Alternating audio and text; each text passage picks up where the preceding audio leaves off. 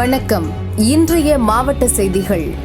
Thailand Bangkok to Chennai வந்த விமானத்தில் போதைப் பொருள் கடத்தி வரப்படுவதாக சென்னை மத்திய வருவாய் புலனாய்வு அதிகாரிகளுக்கு ரகசிய தகவல் கிடைத்தது. இதையடுத்து அதிகாரிகள் சென்னை விமான நிலையத்தில் சுங்கத்துறை அதிகாரிகளுடன் இணைந்து பயணிகளை கண்காணித்தனர். விமானத்தில் வந்த சென்னையை சேர்ந்த பயணியை சந்தேகத்தின் பேரில் விசாரித்தனர். அவர் 2 தினங்களுக்கு முன்பு சுற்றுலா பயணியாக தாய்லாந்து சென்றுவிட்டு மறுநாளை சென்னைக்கு திரும்பியது தெரிந்தது. விசாரணையில் முன்னுக்கு பின் முரணாக பேசினார். அதிகாரிகள் அவருடைய உடைமைகளை சோதனை செய்தனர். அவரது சூட்கேஸில் ரகசிய அறையில் 3.6 கிலோ பதப்படுத்தப்பட்ட ஹைட்ரோபோனிக் எனும் உயர் ரக கஞ்சா இருந்ததை கண்டுபிடித்தனர். அதன் சர்வதேச மதிப்பு 3,60,00,000 ரூபாய் இருக்கும் என அதிகாரிகள் கூறினர். அந்த கடத்தல் ஆசாமியை கைது செய்து அவரிடமிருந்த கஞ்சாவை பறிமுதல் செய்தனர். சேலம் மாவட்டம் ஆத்தூர் வேளாண் உற்பத்தியாளர்கள் கூட்டுறவு விற்பனை சங்கத்தில் பருத்தி ஏலம் நடைபெற்றது. இதில் ஆத்தூர், தலைவாசல், கள்ளக்குறிச்சி, பெரம்பலூர் உள்ளிட்ட பகுதிகளில் இருந்து 179 விவசாயிகள் தலா 100 கிலோ கொண்ட 1044 குவிண்டால் மூட்டைகளை விற்பனைக்கு கொண்டு வந்தனர்.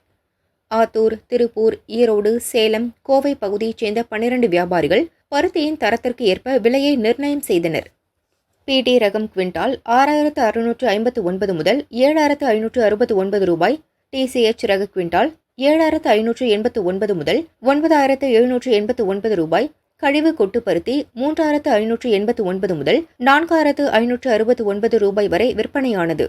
மொத்தம் 406 குவிண்டால் பருத்தி 21 லட்சம் ரூபாய் வரை விற்கப்பட்டது.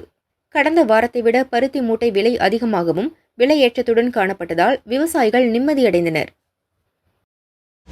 நீலகிரி மாவட்டம் ஊட்டி அரசு கலைக்கல்லூரி மைதானத்தில் மேற்கு மண்டல ஐஜி செந்தில்குமார் தலைமையில் ஆயுதப்படை பிரிவு காவல்துறையின் அணிவகுப்பு ஊர்வலம் நடைபெற்றது.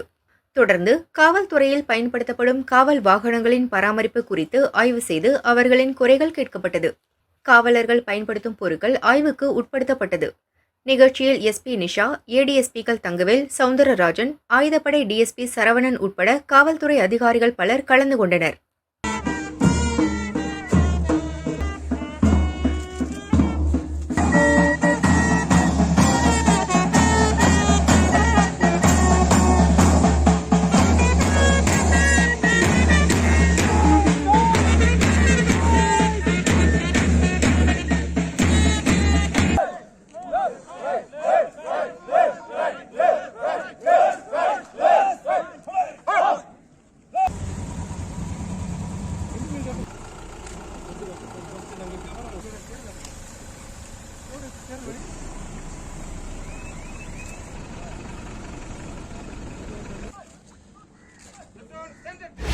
விருதுநகர் மாவட்டம் ஸ்ரீவில்லிபுத்தூர் மச்சாபுரம் ஆட்டு வலசையைச் சேர்ந்தவர் கூலி தொழிலாளி சூர்யா.